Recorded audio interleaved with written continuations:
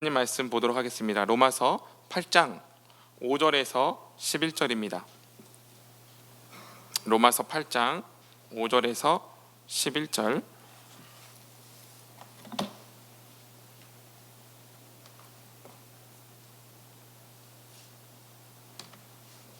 지난주에 이어서 로마서 8장 5절에서 11절 말씀 함께 제가 한 절, 여러분들이 한 절 이렇게 교독하도록 하겠습니다.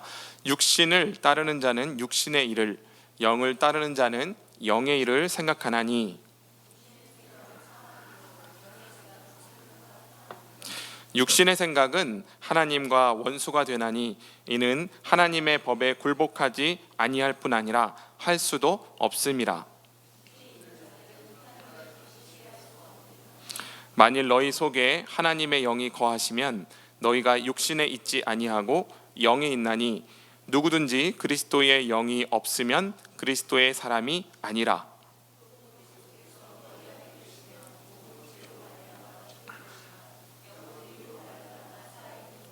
같이 읽겠습니다.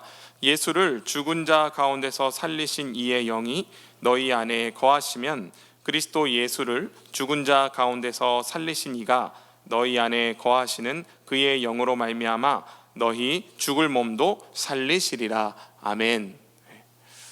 여러분 반갑습니다.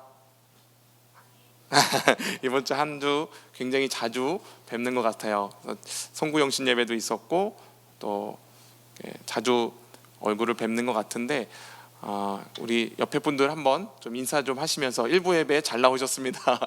반갑습니다. 한번 서로 인사하고 격려하고 좀 했으면 좋겠습니다. 네. 별로 안 반가우신 것 같아요, 서로. 아침이라 약간 그죠? 정신이 몽롱하실 수도 있는데 저도 지금 그렇습니다.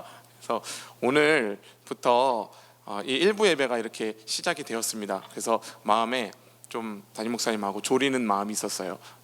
아침에 저희 사역자들끼리 경건회 하는 거 아니냐 이런 이야기도 했는데 우리 교사분들 또 와서 함께 예배하시고 또 우리 태균이도 그죠? 같이 와서 예배하고 반주자 새로 반주 잘하죠. 앞으로 이제 주일학교 반주까지 하게 될 겁니다. 우리 경민이가. 그래서 여러분 많이 격려해 주시면 감사하겠습니다. 말씀을 시작하도록 하겠습니다. 여러분 그리스도인을 정의하는 방법에는 다양한 그런 방법들이 있죠. 그리스도인이 누구냐 이렇게 할 때 뭐 확신이 있어야 된다. 예수를 주로 입술로 시인하고 고백한 자여야 된다. 이런 것들을 생각하실 거예요. 근데 가장 명확한 방법은 성령의 내주하심을 경험하고 있는 존재인가 라는 정의입니다. 하지만 이런 정의를 할 때 여러분들이 조심하셔야 할 부분이 있습니다. 성령이 임한 삶을요 종교적인 영역에 헌신하는 것으로만 획일화시켜서 이해하시면 안 된다는 거예요. 그러니까 성령을 소유한 존재가 만들어내는 삶이라는 것은 이 종교적인 영역에 국한되어 있지만은 않다는 것입니다. 이렇게 다양한 삶으로 풍성하게 나타나야 된다는 것이죠. 오늘 여러분들과 이 부분을 좀 정리를 해보도록 하겠습니다. 지난주에 담임 목사님 통해서 8장 1절에서 4절까지 말씀을 함께 살펴보았죠. 그래서 이 내용이 어떤 내용이었습니까? 바울은 그리스도 안에 있는 자에게는 결코 정죄함이 없다 이렇게 얘기를 했습니다. 그래서 그 정죄함이 없기 때문에 신자는 무엇을 따라갈 수 있습니까? 성령을 따라 살아갈 수 있다. 정죄함이 없으니까 가능하다는 거예요. 그래서 이제 7장에서 우리가 확인한 대로 율법의 요구를 전혀 이룰 수 없는 연약하고 죄된 본성을 가진 우리들이 성령을 따라 행하는 삶으로 살아갈 수 있게 됐다는 것입니다. 율법의 요구를 이룰 수 있게 되었다는 것이에요. 여러분 이 8장은요 지난주에서부터 살펴보고 있는 이 내용 안에 우리 안에 내주하시는 이 성령께서 어떤 일을 하시는지를 구체적으로 언급합니다. 그리고 그 능력에 대해서 여러 차례 강조하고 있습니다. 그 증거로요 여러분 바울이 7장에서는요 푸뉴마, 성령, 이 영이라는 단어를 몇 번 사용하는 줄 아세요? 7장 율법에 대한 이야기들을 하는 7장에서는 딱 한 번 사용합니다. 영을요, 성령을. 근데 이 8장에서는 8장 전체에서 19번을 등장시킵니다. 그만큼 성령을 강조하고 있는 거죠. 그리고 동시에 강조하는 단어가 하나 있습니다. 비슷한 횟수로 이 성령과 대조되는 반명제를 등장시키는데 그것이 바로 육신입니다. 오늘 설교의 핵심 키워드라고 할 수 있어요. 그래서 여러분 오늘 본문은 5절부터 11절까지거든요. 근데 이것을 가지고 다음 주도 똑같이 5절부터 11절로 설교할 거예요. 근데 그 안에 두 가지 대조가 있습니다. 방금 말씀드린 성령과, 그러니까 영과 육신의 대조. 그 다음에 한 가지는 뭐냐? 죽음과 생명의 대조입니다. 그래서 오늘은 이 앞에 부분 육신과 영의 대조에 대한 부분을 살펴보도록 하겠습니다. 본문으로 가보겠습니다. 5절과 6절 우리 한 목소리로 함께 읽겠습니다. 시작. 육신을 따르는 자는 육신의 일을, 영을 따르는 자는 영의 일을 생각하나니 육신의 생각은 사망이요 영의 생각은 생명과 평안이니라. 아멘. 여러분 내용이 간단하죠? 육신의 생각은 결국 사망으로, 성령의 생각은 생명과 평안으로 귀결된다, 이 이야기입니다. 근데 여기서 중요한 것은 이 육신과 영이 도대체 뭐냐 하는 거예요. 이 개념을 잘 잡아야 되는 이유가요, 육신과 영에 대한 잘못된 오해들이 우리 가운데 팽배하기 때문입니다. 여러분 한국교회 대부분의 가르침은 어떻게 가르쳤냐? 잘 들어보십시오. 육신을 몸, 그리고 영은 정신으로 생각하는 이원론적인 사고에 아주 익숙합니다. 한국교회 대부분이 그래요. 이게 반드시 문제를 일으키게 되는데요, 어떻게 되냐? 영은 선하고 고상한 것으로 간주하고요, 육은요 나쁘고 천한 것으로 여기도록 만들어버렸습니다. 자연스럽게 거룩한 것과 속된 것을 구분짓고요, 영적인 것과 영적인 영역과 육적인 영역을 아주 인위적으로 딱 분명하게 쪼개버리는 우를 범합니다. 여러분 워치만 니라고 혹시 아십니까? 들어보셨죠? 이렇게 끄덕끄덕 하시는 분들은 90년생 이후, 그죠? 경민이는 안 들어봤지, 워치만 니. 이 워치만 니를 잘 모르시는 분도 있을 텐데 아는 분들은 많이 아실 겁니다. 제 아내한테 물어봤더니 교회 생활 처음 시작할 때 이거 책 읽으라고 그렇게 닥달을 했대요. 여러분 이 워치만 니가 쓴 대표적인 저서가 뭐냐면 영에 속한 사람이에요. 오늘 설교 제목이죠. 이 워치만 니가 인간을 3분설로 구분합니다. 방금 영과 육 2분설도 아니고 3분설이에요. 영, 혼, 육. 그래서 하나님은 영 안에 거하시고 자아, 우리의 자아는 혼 안에 거하고 죄는 어디 거한다? 우리 감각과 죄는 육 안에 거한다, 이렇게 설명을 합니다. 제가 워치만 니의 영에 속한 사람 한 부분을 읽어드릴게요. 잘 한번 들어보세요. 영은 하나님과 교제하는 부분으로서 영을 통해서만 하나님을 이해하고 경배할 수 있다. 영은 하나님과 우리의 관계를 말해주기 때문에 하나님을 의식하는 요소다. 하나님은 영 안에 거하시고 자아는 혼 안에 거하고 감각은 몸 안에 거한다. 무슨 말인지 좀 이해가 되십니까? 이 내용이 하나 더 읽어드릴게요. 육신에 대해서 하는 이야기입니다. 육신이 하나님을 대적하며 하나님을 기쁘시게 할 수 없다는 것을 배웠다. 그러나 우리가 성령의 계시를 받지 못하는 한 죄인이든 신자든 간에 육신의 무가치함과 사악함과 더러움을 있는 그대로 순수하게 깨달을 수는 없다. 그러니까 성령의 계시가 있어야 우리가 육신의 무가치함과 사악함과 더러움을 깨달을 수 있게 된다, 이렇게 얘기를 하는 거예요. 여러분 어떠십니까? 제가 이거 읽어드리는데 여러분 여기서 이 포인트에서 끄덕끄덕하고 은혜 받으시는 분들이 계세요. 그러면 안 됩니다. 지금 그 포인트가 아닙니다. 여러분 표정이 지금 은혜를 받아버렸는데 과거에는 이런 식으로 많이 가르쳤어요. 그래서 그렇지, 영혼 육이었어. 그러면 나는 영적인 삶을 살아야겠구나, 교회 가서 기도하고 하나님과 교제하고 이걸 추구해야겠구나, 혼적인 삶, 자아에 갇혀 있으면 안 돼, 육적인 이 죄의 삶에서 난 벗어나와야 돼, 이렇게 생각을 했다는 겁니다. 근데 여러분 이런 식으로 2분설이나 3분설로 인간을 이해하는 것은 전혀 성경적이지 않습니다. 구약에서 신약까지 모든 성경이 말하는 인간의 이해는 영육을 통일체로 보고 있습니다. 통일체, 영육 통일체. 워치만 리의 결국이 어떻게 되었습니까? 워치만 리는 이단으로 정죄된 지방교회의 출발점입니다. 그리고 여러분 구원파나 베레아 같은 이단들 아시죠?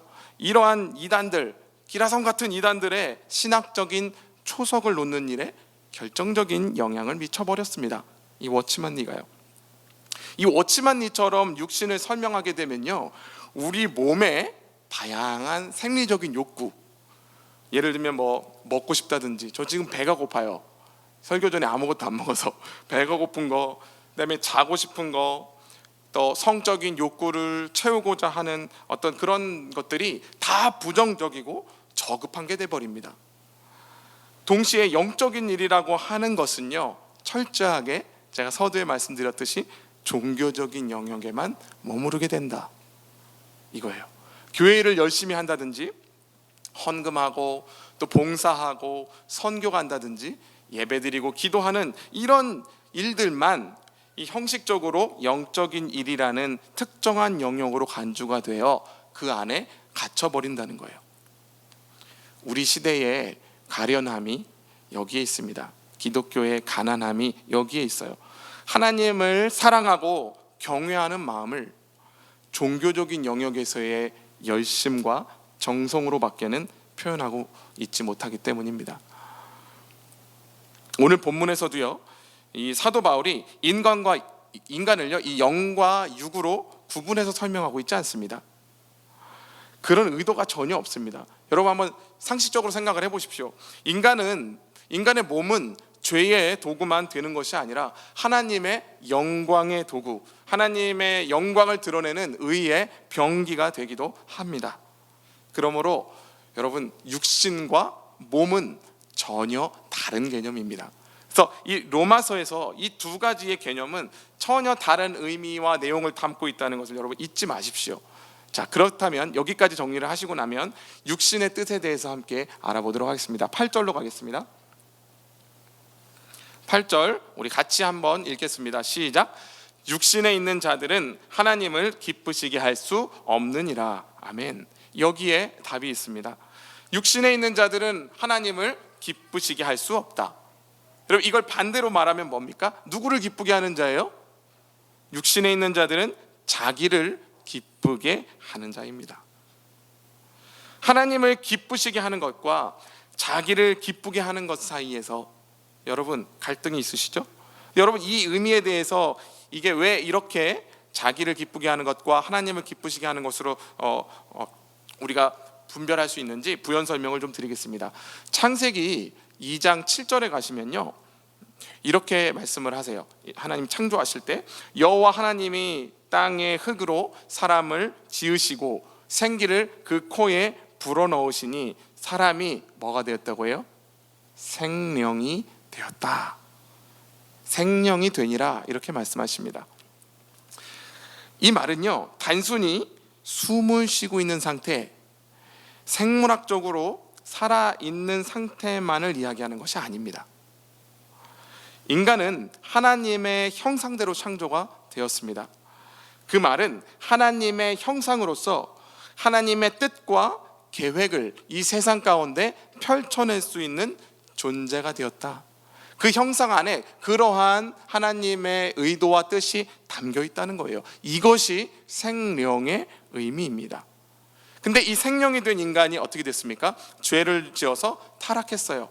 육체가 된 것입니다. 내 육체의 눈이 밝아져서 하나님과 같이 될 수 있다라는 이 사단의 꼬임에 넘어가서 선악과를 따먹고 마른 것이죠. 이게 어떤 일이에요? 하나님의 일보다 자기의 육신을 생각했기 때문에 이제 인간은 하나님의 말씀보다는 자기 육신의 기대를 걸어보겠다라는 것입니다. 이게 육신의 생각이에요. 결국 영의 생각은 하나님의 일을, 육신의 생각은 자기 육신의 일을 생각합니다. 영의 생각은 하나님을 기쁘게 할 수 있지만 육신의 생각은 하나님을 기쁘시게 할 수 없습니다. 자기를 기쁘게 해야 하니까요. 이 대조를 아시겠어요? 육신의 생각은 세상 모든 일이 하나님의 주관하에 있다는 것을 깡그리 무시합니다. 그리고 자기 자신을 믿고 의지합니다. 하나님의 인도하심을 따라가는 것이 아니라 자기 재주, 자기의 수단과 힘을 신뢰합니다. 이것이 바로 육신을 쫓는 것이고 육신의 생각이에요. 여러분, 이 지점에서 오해하시면 안 되는 게 한 가지 있습니다. 육신에 속한 삶을 또 이렇게 정신적인 영역으로만 보는 거예요. 그 육체적인 영역으로만 보는 거예요. 여러분이 육신에 속한 일을 악하고 방탕하고 파렴치하고 돈만을 사랑하고 이런 것으로만 생각하시면 안 됩니다. 고상하고 우아한 일들도 육신의 일 안에는 얼마든지 있어요. 여러분, 문학이나 예술 활동을 보십시오. 거기서 우리는 감동도 받고 카타르시스도 느끼고 눈물도 흘립니다. 정신적인 활동이라고 해서 어떻습니까? 영적인 일이라고 하지는 않습니다. 육신에 속한 일이에요. 가장 여러분들이 알고 계신 정신적이고 윤리적인 최고의 활동이 무엇입니까? 종교입니다. 종교. 여러분의 신앙생활이 종교생활이 되지 않도록 하셔야 돼요. 예를 들면요, 종교의 가르침이 절제나 금욕, 선행 이런 것들이죠. 이런 것들도 다 무엇이 될 수 있다는 거예요. 지금 육신의 일이 될 수 있다는 것입니다. 요한복음의 니고데모를 한번 보십시오. 이 사람이 밤에 예수님을 찾아오잖아요. 이 사람은 유대인의 지도자라고 성경에 써 있습니다. 율법의 선생이에요. 율법에 능통한 유대인들, 베드로도 어부였는데 율법에 능통한 거 아시죠? 이러한 평범한 사람들이 다 율법에 능통한데 그런 유대인들을 지도하는 선생, 얼마나 율법에 탁월하겠습니까? 근데 이 유대인 중에 가장 탁월하고 종교의 최고봉인 니고데모를 향해서 예수님이 이렇게 말씀하시는 거예요. 너는 거듭나야 하나님 나라를 볼 수 있다. 육으로 난 것은 육이요 영으로 난 것은 영이니라. 쉽게 말해서 뭐예요? 니고데모, 너는 영으로 태어나지 않았다. 너는 육신에 속한 자다, 이 말입니다.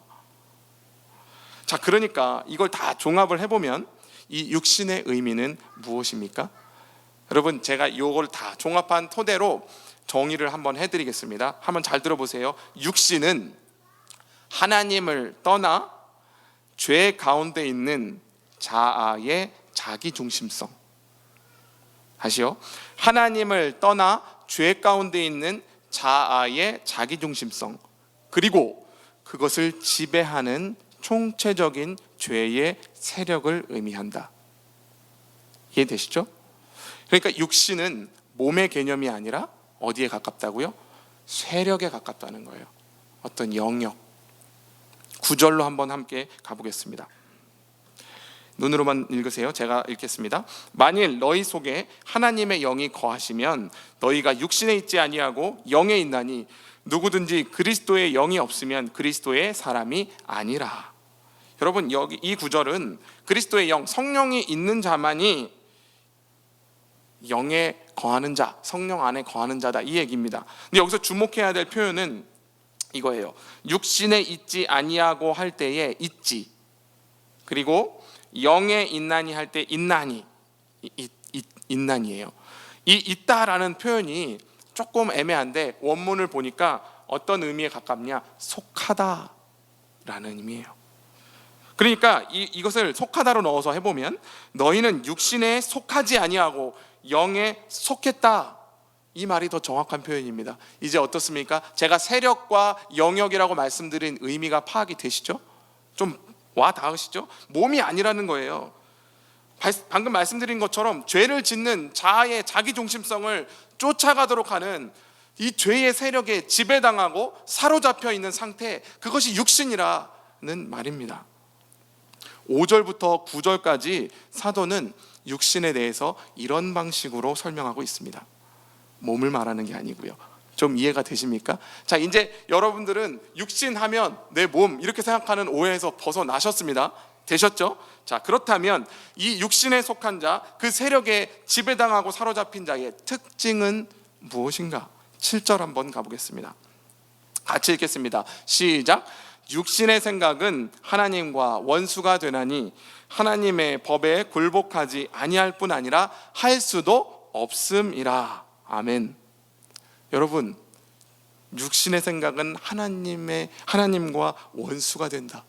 여러분, 이렇게 이야기를 하니까 제 표정을 보니까 여러분은 또 이렇게 생각하고 있습니다. 지금 10중 8구 이 구절을 읽고 나서 1차적으로 어떤 생각에 사로잡히냐? 이건 내 이야기인데 나 육신적인 것만 생각하는데 나는 자칫하면 하나님과 원수가 되겠구나, 이렇게 이해를 해버리신다는 거예요. 여러분, 이렇게 하면 지난주에 목사님이 땀을 뻘뻘 흘리면서 설교하신 게 다 날아가 버립니다. 그게 아닙니다. 그리스도 안에 있는 우리에게는 결코 정죄함이 없다. 여러분, 7절 말씀은요, 지금 우리에게 육신의 생각을 가지고 살면, 너 육신의 생각대로 살면 너 하나님과 원수 될 수도 있어 라고 겁주는 말씀이 아닙니다. 어떤 말씀입니까? 반대로 불신자들이, 이 육에 속한 불신자들이 어떤 특징을 드러내는가를 보여주는 구절이에요. 불신자들의 특징이 무엇일까요? 여러분, 이 방금 읽었던 7절 말씀을 보면 불신자들의 특징이 한 가지 나와요. 그들은 갈등이 없습니다. 여러분, 신자는 늘 성령의 소욕과 육신의 소욕 사이에서 갈등하는 존재이지요. 방금 여러분들처럼 이런 말씀을 읽으면 어떻습니까? 뜨끔하고 내 이야기인가 하는 갈등이 있다는 거예요. 그러나 불신자들은 아예 갈등이 없습니다. 하반절 한번 보실까요? 하나님의 법에 굴복하지 아니할 뿐 아니라 할 수도 없음이라. 여러분, 이들은요, 하나님을 기쁘시게 해야 한다는 갈등도 없고요, 내가 하나님과 원수가 되면 어쩌지 하는 걱정도 없습니다. 그들은 할 수가 없는 거예요. 하나님이 없기 때문에. 말 그대로 이 사람들은 육신의 생각이라는 감옥에 빠져서 나오지를 못하면서도 그게 감옥인지를 모르는 상태로 살아갑니다. 그것이 아무리 고상하고 아름답고 또 선하고 멋진 삶을 추구한다 하더라도 결국 하나님을 대적하는 자리에 서게 된다는 것이에요. 여러분, 영화 신세계 보셨어요? 신세계? 보신 분들 한번, 안 보신 분들도 계시네요. 경민이 안 봤어? 신세계? 젊어요. 그렇게 오래된 영화 아닌데 못 봤어요. 이 신세계를 보면요, 정말 남자들의 그 브로맨스, 그 막 의리 끝판왕입니다. 여러분, 황정민 얼마나 멋있습니까? 거기서 그 화교 출신이죠. 근데 이정재 잘생겼잖아요. 이 이정재가 잠입 경찰이에요. 조폭에 잠입한. 근데 이 경찰인 거 알면서도 이 황정민 어떻게 합니까? 끝까지 속아줍니다. 멋있어요. 우정과 의리를 지키기 위해서 이게 우리 지금 조직을 다 와해시킬 수 있는 잠입 경찰로 넘버 3가 되어 있는 이정재를 그냥 보고 있는 거예요. 결국 믿어주고 사랑하고 끝까지 의리를 지키니까 이정재가 회심합니다. 어떻게 회심해요? 잠입 경찰이 조폭 두목이 되는 거예요. 물론 이 안에는 이 죄의 낚시 주는 그거 이제 끌리는 거 있잖아요. 이정재가 거기서 갈등하다가 정의의 편에 서 있던 이 잠입 경찰에서 뭐가 되는 거예요? 조폭으로 넘어가 버리는 거예요. 왜? 이제는 내가 경찰인 걸 아는 사람이 아무도 없어. 근데 여러분, 알고 보면 이 멋지고 이 사랑하고 믿어주고 의리 있는 이 둘은요, 알고 보면 개새끼들입니다. 이들은 아무리 아름답고 고상한 의리를 말하고 있더라도 결코 벗어날 수 없어요. 조폭이라는 신분과 사회의 악이라는 정죄 앞에서. 그러므로 사랑하는 여러분, 우리의 신분이 먼저 육신에 속한 자가 아니라 성령에 속한 자라는 것을 기억하십시오. 우리는 육신의 감옥에 갇혀서 영원한 심판으로 갈 수 있는 자들이 아닙니다. 그 증거가 무엇입니까? 방금 여러분들이 보여주신 그 반응이에요. 혹시 내가 하나님과 원수가 되면 어떡하지? 하는 의심, 갈등, 육신의 생각과 영의 생각 사이에서 발생하는 갈등, 이게 여러분들이 영에 속한 사람이라는 결정적인 증거입니다. 그러므로 여러분, 이런 말씀을 접할 때 어떻게 하셔야 되냐? 내 안에 하나님의 율법을 이루려는 소욕도 있고 때때로 육을 향해 가는 죄성도 있구나 하는 것을 깨달으셔야 합니다. 그 사이에서 갈등하는 내가 바로 영에 속한 사람이구나 하는 확증을 여러분 손에 잡으셔야 된다는 거예요. 그러므로 여러분, 신앙을요, 어떤 영에 속한 사람이 만들어내는 결벽증으로 이해하시면 안 됩니다. 성령의 열매만을 맺는 존재라고 영의 사람을 규정지어 놓으면 우리는 한평생 머리 쥐어뜯고 한평생 자책하며 살 수밖에 없습니다. 쉽게 말해서 신자도 육신적인 생각에 사로잡혀 살아갈 수 있다는 거예요. 그렇게 살아가라라는 부추김이 아니라 우리가 그런 존재라는 것입니다. 제가 그 증거를 보여드릴까요? 고린도전서 3장 3절로 한번 가보겠습니다. 고린도전서 3장 3절.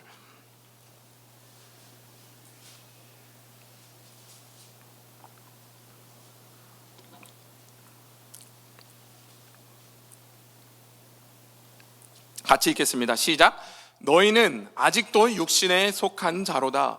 너희 가운데 시기와 분쟁이 있으니 어찌 육신에 속하여 사람을 따라 행함이 아니리요.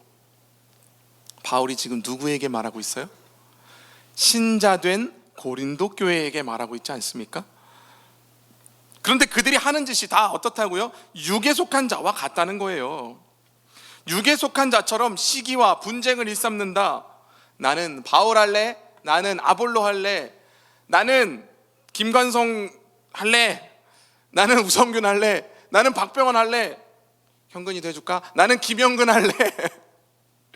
나는 이진아 할래? 새로 오신 전도사님 너무 좋아. 여러분, 이들이 이 육신에 속한 것들이 이들에게 나온다고 해서 불신자입니까? 그렇지 않습니다. 이들 역시 하나님의 백성입니다. 영에 속한 사람은 영의 생각만을 한다. 육에 속한 사람은 육의 생각만을 한다. 이렇게 쪼개서 생각을 해버리면 성령은 우리 안에 내주하시는 게 아니라 들락거리시는 분이 됩니다. 사랑하는 여러분, 성령님을요 인격으로 모시셔야 돼요. 그분은 우리하고 떨어질 수 없는 관계로 내주하시는 분이에요. 어떤 에너지나 에너지 같은 게 아닙니다. 붙였다 뗐다 하는 포스트잇 같은 게 아니라는 거예요. 우리 성령께서 우리가 예수를 구주와 주님으로 고백하는 순간부터 우리 안에 영원히 내주하신다는 사실을 믿으십니까? 아멘이시죠? 물론 이 구절이, 고린도전서 3장 3절이 제가 이것을 인용한 게 시기와 분쟁을 허용하고 부추기고 권하는 구절은 아니지요. 그러나 교회 생활하면서도 우리는 시기할 수 있고요, 분쟁하고 비방하고 당짓는 그런 육의 일들을 할 때도 있다는 것입니다. 이해가 되십니까? 자, 하나님께서는 왜 우리에게 이런 것들을 허락하실까요? 이 육신에 속한 것들을 쫓아가는 것처럼 보이는 일들을 왜 허락하실까요? 왜 이런 부끄러운 열매들을 하나님은 허락하실까요? 우리가 이런 존재라는 것, 그럼에도 불구하고 하나님의 영은, 하나님의 성령은 자기의 일을 이루신다는 것을 보이시는 것이에요. 우리의 육신의 소욕보다 하나님의 은혜와 성령의 능력이 강하시다라는 것을 우리의 생을 통해 보여주신다는 말입니다. 그러므로 사랑하는 여러분, 삶에서 우리의 이 인간적인 삶에서 시기나 분쟁과 같은 육신적인 열매가 나타난다고 해서 여러분의 정체성을 불신자다, 나는 예수를 아직 못 만난 것 같아, 나는 열등한 신자야 라는 쪽으로 몰아가지 마십시오. 하나님은 우리를 정죄하시는 분이 아니라 그런 삶에서 우리가 빠져나와서 이제 너희 안에 있는 성령을 쫓아 다른 삶을 살아보라. 이렇게 기회를 주시는 분이십니다. 여러분, 삼손 아시죠? 삼손 보면 어떻습니까? 그의 삶을, 성경을 읽어보면요, 하나님의 백성으로서의 정체성을 거의 다 잃어버렸습니다. 막판까지. 근데 마지막 한 방으로 그가 어떻게 합니까? 자기 생을 다 들여서 하나님의 영광을 위해서 죽습니다. 이것이 그가 영에 속한 사람이라는 것을 보여주죠. 너무나 귀한 것입니다. 그렇다고 여러분, 막 살다가 마지막에 한 방으로 나는 영에 속한 사람이라는 것을 증명하겠습니다, 그런 것을 지금 제가 권면하는 게 아닙니다. 우리에게 거룩하고 깨끗하고 결벽하고 온전한 그런 모습만이 신자의 정체성이 아니라는 것을 깨달으시라는 거예요. 누구보다 제가 안 그래요. 그리고 여러분들이 안 그렇잖아요. 여기 앉아 계신 여러분들이요. 여러분, 이런 분위기가 되면 교회에 와서도 자기 모습을 못 드러내세요. 이렇게 결벽증적으로 신앙생활을 하면요, 너무 잘하려고 합니다. 그래서 가식을 떱니다. 자기 안에 그런 실력이 없으면서도 포장하고 그런 척하고 하하하하 웃고 있다는 말입니다. 여러분, 그것은 성령을 따라 사는 삶이 아닙니다. 며칠 전에 되게 재밌는 일이 있었어요. 아침에 이렇게 출근을 했는데, 그날 그 사역자들 오후 출근하는 날인데 무슨 일이 있어서 담임 목사님하고 저만 일찍 나왔습니다. 이렇게 왔는데 등기요 하고 등기가 왔어요. 그 등기를 쫙 뜯어보니까 이거 사모님 들으시면 안 되나? 그 안에, 등기 안에 돈이 들어있는 거예요. 이게 뭐지 하니까 돈을 이미 꺼냈어, 목사님은. 그리고 편지가 있어서 보니까 누군가가 담임 목사님의 다니엘 기도회를 보고 은혜를 받으신 거예요. 그래서 막 사연이 쫙 구구절절이 있습니다. 그래서 사연을 목사님이 다 읽으셨어요. 이렇게 읽고 나서 돈을 딱 보여주니까 담임 목사님이 어떻게 하셨어요? 몰래 봉투를 뜯으셨어야 되는데 제 눈앞에서 봉투를 뜯으셨잖아요. 거기서 돈이 나왔거든요. 이거는 빼박입니다. 담임 목사님은 그 자리에서 어떻게 하셨습니까? 성령을 따라 행하셨습니다. 저에게 절반을 나눠주셨어요. 이거 너 해라. 가오 잡으셔야 되니까. 저는 그 돈을 아싸 하면서 받아갖고 호주머니에 잘 넣어두었습니다. 근데 여러분, 그 다음날 무슨 일이 있는지 아십니까? 그 다음날 이렇게 출근해서 보니까 사역자들이 그런 얘기를 해요. 우리 청년부에 설준기가 송별회를 한대요. 어떤 송별회냐, 준기가 덴마크로 6개월간 교환학생을 가는데 그거 가기 전에 청년부들 다 모여갖고 송별회를 한답니다. 그래서 그런가 보다 청년들이 이렇게 모인다는 거 그렇게 알고 있었습니다. 제가 그걸 또 저희 아내한테 얘기를 했죠. 그랬더니 아내가 오후쯤에 연락이 옵니다. 띠리리링 하더니 오빠 있잖아, 어저께 그 돈 준기한테 주면 안 될까? 성령의 음성을 따라서 저한테 얘기를 하는 거예요. 근데 제가 그 얘기를 딱 듣는 순간에 마음에 어떤 생각이 드냐, 아닌데 이 돈으로 이것도 하고 맛있는 것도 사 먹고 나 겨울에 뜨뜻하게 내복도 한 벌 사 입고 막 별 생각을 다 했습니다. 나를 위해서, 자기를 기쁘게 하기 위해서 이 돈을 어떻게 사용할까를 막 생각하고 있는데 이 두 사람이 저에게 성령을 따라서 행하니까 마음에 갈등이 생기는 거예요. 이거 줘야 되나 말아야 되나. 설교하는 이 순간까지 전 이걸 줄까 말까 하는 엄청난 갈등에 지금 사로잡혀 있습니다. 그래서 여러분, 제가 이 갈등을 종식시키기 위해서 이 연약함을 여러분들에게 고백을 합니다. 저는 선언하겠습니다. 이 자리에서 성령을 따라 이 돈을 설준기에게 주겠습니다. 아멘. 예. 서준호 선생님, 작가시기도 한데요, 학교 흔들기라는 책에 이런 이야기가 나옵니다. 제가 읽어드릴게요. 나바호 인디언들에게는 오래전부터 전해 내려오는 늑대 이야기가 있다. 옛날에 한 인디언 노인이 어린 손자와 함께 모닥불 앞에 앉아 있었다. 노인은 손자에게 2마리 늑대 이야기를 시작했다. 얘야, 우리 마음속에서는 2마리의 늑대가 싸움을 하고 있단다. 한 마리는 나쁜 늑대인데 분노와 수치심, 증오로 가득 차 있단다. 또 다른 한 마리는 좋은 늑대인데 사랑과 겸손함, 희생으로 가득 차 있지. 이야기를 듣던 이 손자가 할아버지에게 물었다. 할아버지, 어떤 늑대가 이겨요? 그러자 할아버지가 이렇게 대답했다. 그야, 네가 먹이를 더 많이 주는 녀석이 이기지. 여러분은 어느 쪽에 더 많은 먹이를 주시겠습니까? 사랑하는 여러분, 우리는 이미 성령에 속한 사람입니다. 우리는 성령의 생각을 따라 사는 자들입니다. 우리 안에 내주하시는 성령이 계시고요, 어떻게 하면 그 성령께서는 어떻게 하면 우리가 하나님을 기쁘시게 할까 하는 마음을 주시는 분이세요. 그러므로 여러분, 성령이 주시는 마음을 따라 하나님을 기쁘시게 하는 자들이 되십시오. 스스로 자기를 지키려는 생각에서 벗어나서 하나님께서 나를 지켜주신다는 사실을 믿으시기 바랍니다. 자기를 기쁘게 하는 허상보다 하나님을 기쁘시게 하는 것이 내게 가장 기쁜 것임을 믿으시기 바랍니다. 시간이 지날수록 하나님이 부어주시는 은혜가 있습니다. 저에게. 그건 어떤 것이냐? 하나님 뜻대로 살아도 안 죽는다는 거예요.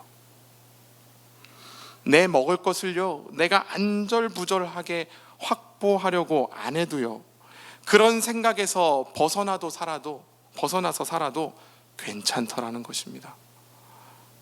내가 생각한 것보다 더 큰 은혜를 하나님이 부어주시더라는 거예요. 사랑하는 여러분, 다르게 사는 삶을 선택하십시오. 성령을 따라 성령이 주는 생각을 쫓아 사는 삶을 선택하십시오. 그런 삶이 주는 맛이 있어요. 여러분, 밥도요, 사는 사람이 계속 사는 거 아십니까? 밥을요. 왜 그렇습니까? 그 기쁨을 알아버렸기 때문입니다. 안 사는 놈은 죽어도 밥 안 삽니다. 왜요? 돈 내는 아까움만 생각을 하니까, 내가 이 돈 주고 나면 내 생활 어떻게 되지, 이 생각만 하니까, 자기의 힘과 능력으로 자기를 지켜야 한다는 생각에 빠져있는 인생보다 더 불쌍한 신자는 존재하지 않습니다. 여러분의 삶에 여러분의 준비와 실력을 넘어서는 하나님의 은혜가 부어지고 있음을 믿으시고 그것을 맛보는 인생이 되십시오. 바로 그때 우리에게 생명과 평안이 찾아옵니다.